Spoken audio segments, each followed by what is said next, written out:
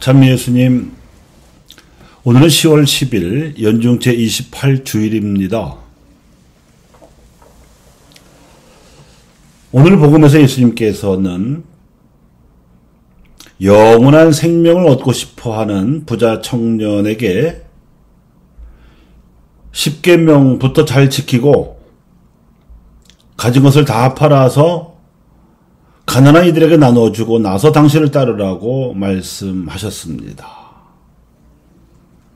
그런데 그 부자 청년에게 예수님의 이러한 요구는 받아들이기가 매우 어려운 것이었던지 그는 울상이 되어 슬퍼하며 떠나갔지만 사실 이 요구는 예수님 자신의 삶을 반영한 조건이었습니다. 무리한 것이 아니었다는 것이지요. 적어도 영원한 생명을 얻기 위해서는 그렇습니다. 영원한 생명이란 하느님 나라의 삶입니다. 몸과 마음을 다해서 하느님을 사랑하고 이웃도 제 몸같이 사랑하는 그런 삶입니다. 자기 목숨을 바치는 것이 그 사랑의 최고봉이지요. 예수님께서 제자들의 발을 마치 종이 주인에게 하듯이 씻어주시면서 서로가 종이 되어서 발을 씻어주라고 분부하신 대로 서로 사랑하는 이 삶은 서로가 서로의 필요와 기대에 열려있는 삶과도 통합니다. 이 사랑의 진리가 영원한 생명의 문화를 일굴 수 있게 하고 하나님 나라의 문명도 가능하게 합니다. 이 지혜를 담은 영원한 생명과 하느님 나라의 말씀은 아무리 세월이 흘러도 변함없이 살아있으며 힘이 있습니다. 이를 사회교리에서는 사랑의 문화, 사랑의 문명이라고 말합니다. 10월이 우리 교회에게는 전교 성월이요 로사리오 성월인데 사회에서는 문화의 달로 지냅니다. 아마 오랜 옛적부터 우리 조상들이 맑고 시원한 이 10월에 하늘 제사를 바치면서 수학의 기쁨을 나누는 잔치를 통해 노래와 춤을 즐기면서 한 민족 공동체임을 확인해 왔기 때문인 듯합니다. 요즘 한류가 한창입니다.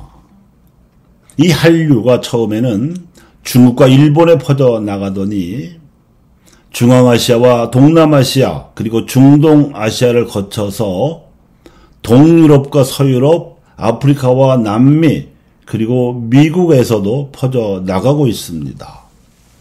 그 흐름의 내용도 처음에는 K-팝이나 드라마와 영화 같은 대중문화로 시작되더니 한식과 한복이 유행하기 시작하고 자동차나 배터리 같은 첨단 제품들 또 아주 작은 미세한 기술을 필요로 하는 반도체나 또 아주 거대한 배를 만드는 조선산업을 거쳐서 각종 대형 건설 공사라든지 심지어는 가뭄이 심한 아프리카 사람들에게 식량 종자를 개량해주는 농업이나 사막화 현상이 매우 빠르게 진행되고 있어서 큰 문제가 되고 있는 고비 사막에서 15년째 나무를 씹어 숲을 조성하는 조림 같은 분야에까지 영향을 미치더니 코로나로 인한 보건위기가 전 세계적으로 유행하고 있는 이 즈음에는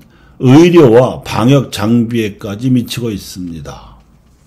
그래서 세계의 거의 모든 나라들이 보건위기로 인해 경제가 침체되어 있는데 비해서 한류로 인해 좋아진 한국의 이미지 덕분에 유독 한국의 수출 실적만 더 오르고 있는 중입니다.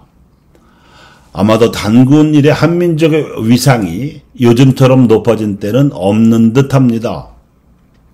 한마디로 대한민국의 국운이 상승하고 있습니다. 이것이 문화의 힘입니다.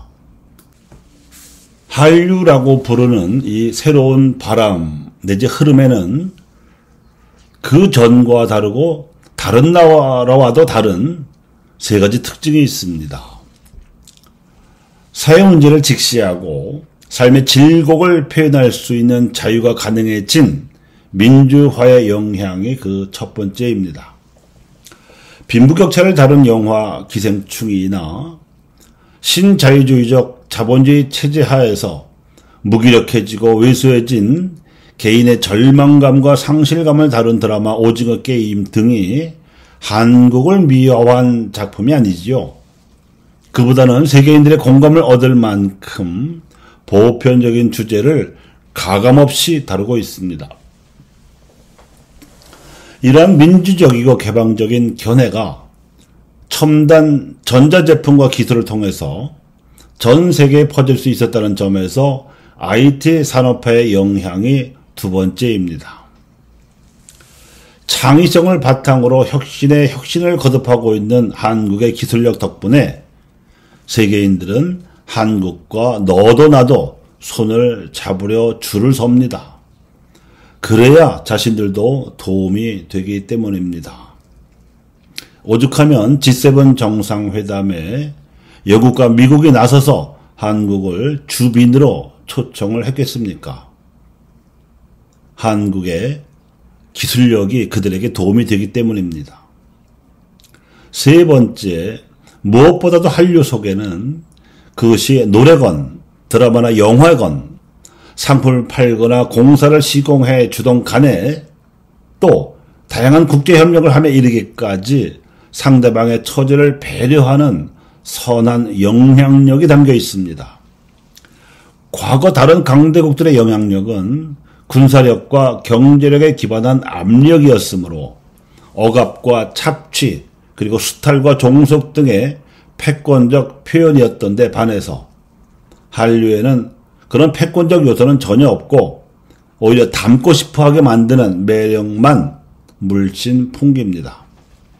이러한 매력은 그동안 알려지지 못했던 한민족의 예술성과 창의성뿐만 아니라 보편적으로 공감을 얻을 수 있는 선함이 작용하고 있습니다.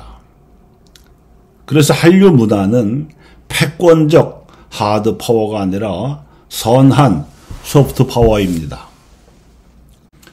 이런 선함은 정부가 주도한 것이 아니요 누가 시킨다고 해서 될 일도 아닙니다. 한국인들의 정신적 유전자 속에 자리 잡고 있을 만큼 깊은 뿌리를 받고 있습니다.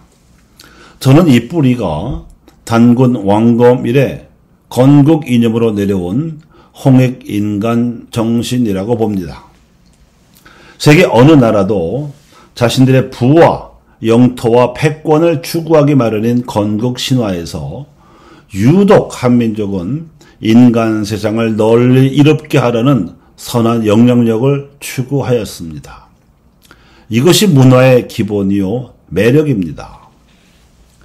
예로부터 하느님을 믿어온 히브리인들의 지혜를 담은 성경에 이런 구절이 있습니다.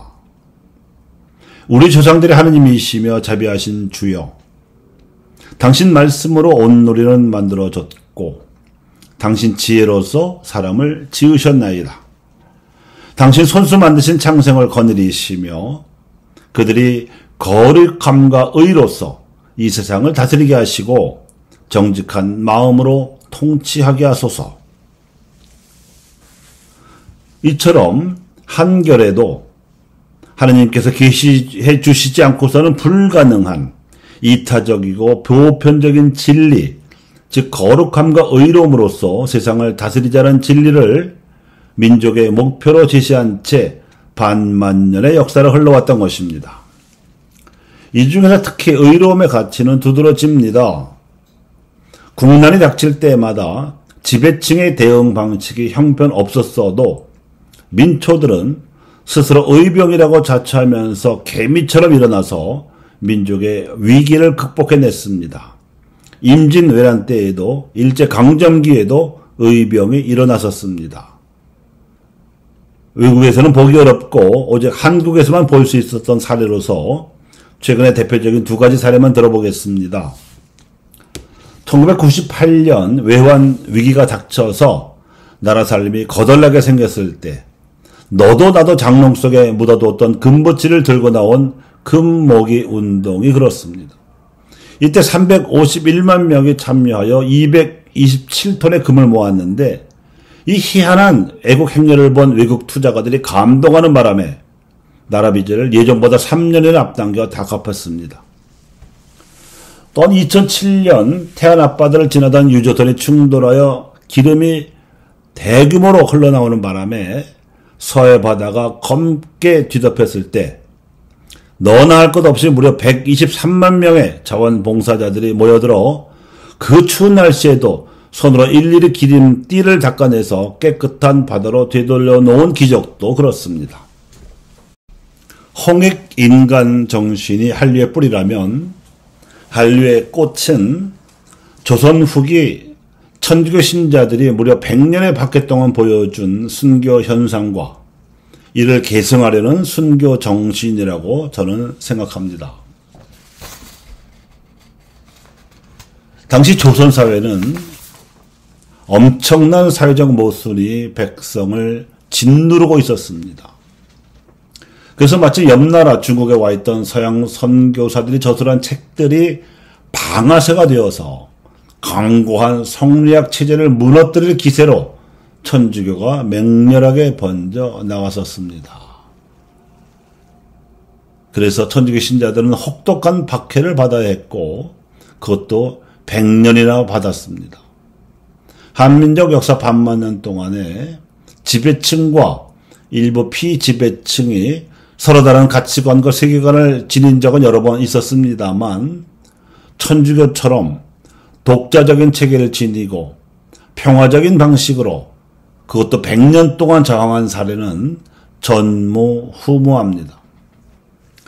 옳지 못한 사회적 모순에는 목숨을 걸고 저항하지만 그 누구도 미워하지 않는 이들이 결의 안에 뿌려놓은 선한 유전자는 매우 진한 향기를 풍겼습니다. 모든 사람은 평등하며 남녀는 동등하다. 사회적 차별은 폐지되어야 하며 개인들의 양심과 사상은 자유로이 보장되어야 한다. 그리고 누구나 인격은 존중받아야 한다. 왜냐하면 모든 사람은 하느님의 백성이기 때문이라는 것이 천주교가 결의에게 던진 메시지였습니다. 특히 지난 2014년에 복자품에 오르신 순교자들은 사랑의 이중계명을 실천한 본보기입니다.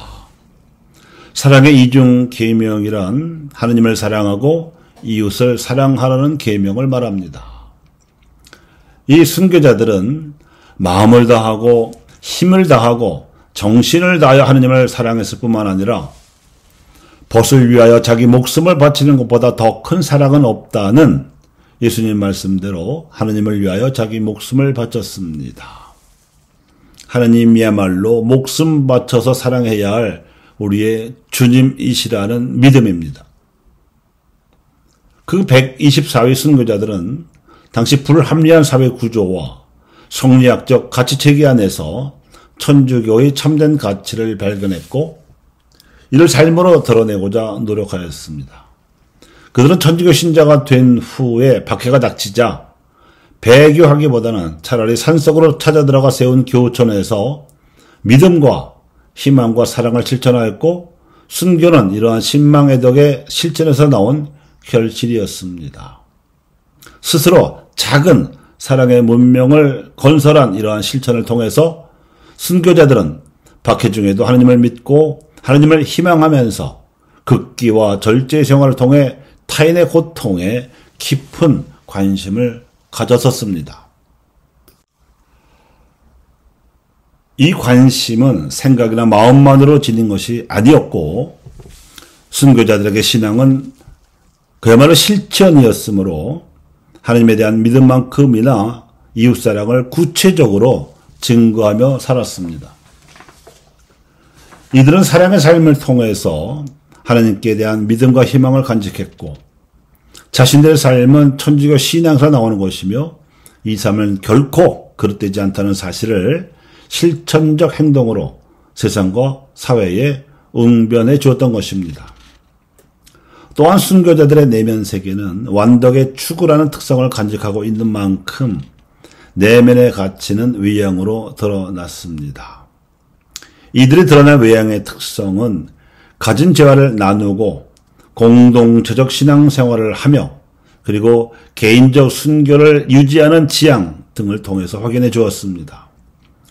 그리하여 순교자들은 그리스도교 신앙의 가르침에 따라서 불합리한 유교적 신분 질서나 남녀 차별에서 벗어나서 하느님 안에서 모든 인간이 평등하며 존엄함을 깨닫고 이를 실천했던 것입니다. 이러한 외형으로 나타난 실천의 내면 세계는 천주교의 가르침에서 나온 것이었습니다. 그래서 교촌이 함께 사는 주거 공동체였다면 이들에게는 명도회라는 교리학습 공동체가 붙어 다녔습니다. 그래서 주교유지와 천주가사를 비롯한 여러 서책을 공부하면서 천주교 교리를 종교적으로는 물론이고 사회적으로도 복음으로 받아들였던 것입니다. 또한 당시의 교회에서는 남녀 간의 순결을 강조했습니다. 이 순결은 비단 미혼 여성의 순결이나 과부의 정절만을 의미하는 일은 아니었습니다. 그것은 남녀노소 모두에게 요구되는 새로운 가치였습니다. 박해시대에 강조되던 순결은 이제 개인 윤리 차원을 넘어서 새로운 사회를 전망하는 윤리로 발전해 나갔던 것입니다. 이처럼 조선교회의 순교자들은 향주 삼덕의 실천을 통해서 내면적 완성을 추구했고 이로 인해 외향적으로도 신자로서의 새로운 행동을 가능하게 해주었습니다. 이러한 행동은 순교자들이 가지고 있던 순교인식에서 비롯되었었습니다. 이들의 순교인식의 바탕에는 계명을 철저하게 실천하려는 의지가 있었습니다. 이들 순교자는 순교가 하나님을 사랑하고 이웃을 사랑하라는 계명을 따르는 행위로 간주했습니다. 그래서 순교자들은 체포된 이후에 신앙과 배교 중에 양자택일을 하라고 강요받을 때 기꺼이 순교의 길을 선택하였던 것입니다. 고문에 못 이겨 배교를 할지언정 신앙을 버리지는 않았던 순교자들입니다. 의로움을 넘어서 거룩하게 살아가려는 의지였습니다. 순교자들이 추구한 완덕의 삶은 하느님을 닮아가는 삶이고 예수 그리스도를 본받고자 하는 삶이었으며 결국은 순교를 향한 열망으로 드러났습니다. 순교자들이 가진 순교 열망의 근원은 첫째 하느님께 관한 인식이 분명했기 때문이며 둘째는 순교 자체를 하나님의 부르심이자 명령으로 받아들였기 때문이고 셋째 그들은 천주교 신앙을 받아들이는 그 순간부터 순교를 각오하고 믿었습니다. 그들은 순교에 대한 열망을 이토록 철저하게 간직한 만큼 일상생활 속에서도 순교의 은혜를 청원했고 순교의 그날을 기다리면서도 일상생활을 충실하게 살았습니다. 이처럼 순교자들이 가지고 있었던 순교 인식은 그 안에 향주 삼덕이 응축되어 있고 순교를 일상생활 안에서 완덕을 구현하는 행위로 이해했음을 뜻합니다. 그러므로 19세기 조선교회 순교자들은 완덕의 지향을 통해서 하느님과의 합일과 자기 완성을 바랐던 사람들이었던 것입니다. 한마디로 말해서 그 순교자들은 내세 하느님 나라에서 영원한 생명을 갈망했기 때문에 철저하게 신앙을 지킴으로써 현세에서도 이미 하느님 나라를 살아갈 수 있었던 사람들이었습니다.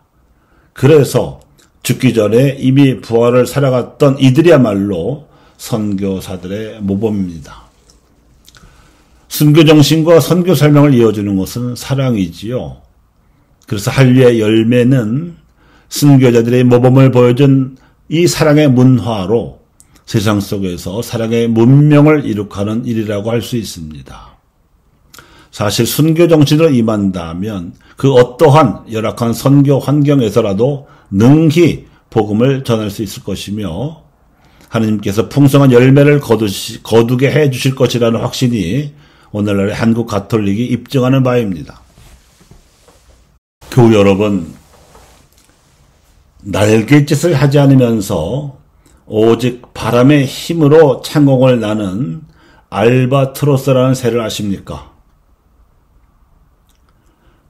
스스로 날갯짓을 하지 않아도 불어오는 바람의 힘으로 지구를 몇 바퀴나 힘들이지 않고 날 수 있는 유일한 새입니다. 다만 날개가 크기 때문에 자기 힘으로 날고자 하면 뒤뚱거리다가 주저앉습니다. 그 몸짓이 바보 같아 보입니다.